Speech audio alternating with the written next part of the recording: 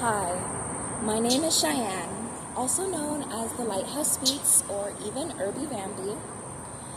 I wrote this poem in the midst of deep ancestral and emotional release. And this poem is called My Anger is as Righteous as the Bible, a poem to the temple of self. Why silence your anger when your soul knows it's righteous?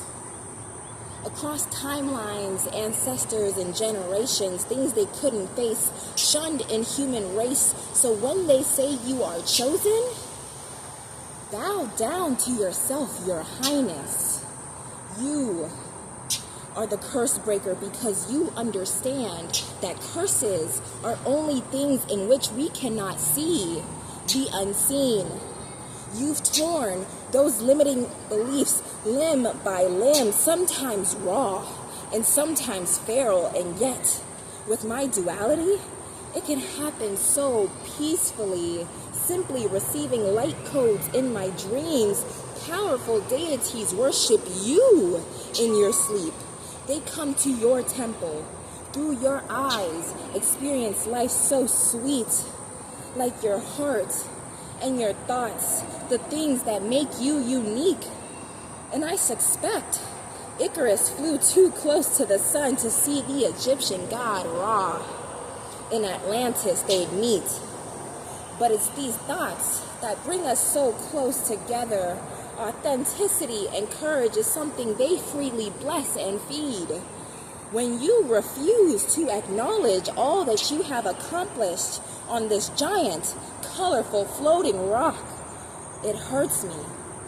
Because you don't just activate the truth, purpose, and soul gifts of others, you activate the magic within you that can only with your thoughts be unlocked.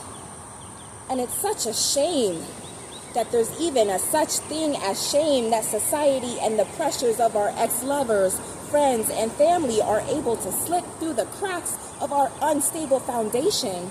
Sometimes we blame others, but we ourselves force this body to be crammed into a box. Stop hiding what you feel. Create ritual with the candle before lighting them ablaze, the spirit of the moth. I'm so sick and tired of the facades and all the masks we put up to pretend that pain simply doesn't exist. Like if we shut all our doors and windows and huddle up in the corner, it'll only be a myth. And the thing is, I've been broke, beaten, lied to, used, and bruised. But the funny part is this. It only turned me into my own muse. So excuse me if I refuse to have sympathy and patience for the tears over decades of spilt milk. When I think you have the power to influence the earth's axial tilt, I watch your three-step process of feeling, releasing, and transmuting the strengthening of your auric field. You think the power to alchemize is going to come from a pill? Put some respect on my name. For simply to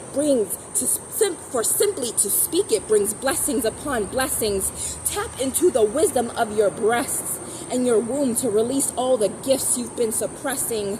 Sometimes I feel that I'm not good enough, that I always need to perform, that when it comes to time, I'm always moving too slow.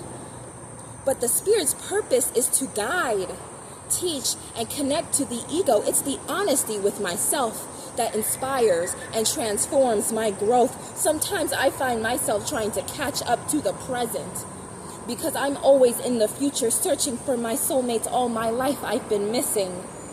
But it's okay because that teaches me that each breath is sacred, that there's heaven in my eyes and on earth, so the universe will always rise and dip to meet my lips when I feel like kissing. Sometimes I forget who I am, my power, and what I've come to do.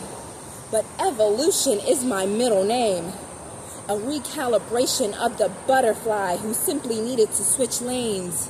Now it's springtime, and my flower has bloomed. There is no such thing as being out of tune. You're not going to tell me that suddenly our bodies are no longer connected to the moon. So the next time you feel the sacred rage of 10,000 lifetimes and ungratefulness for all that you do, and yet you have the power and the strength to transmute it into something positive, something exceptional, something new. Know that there are others, ancestors included, who can benefit from the freedom that you work so hard to freely give yourself to. Thank you.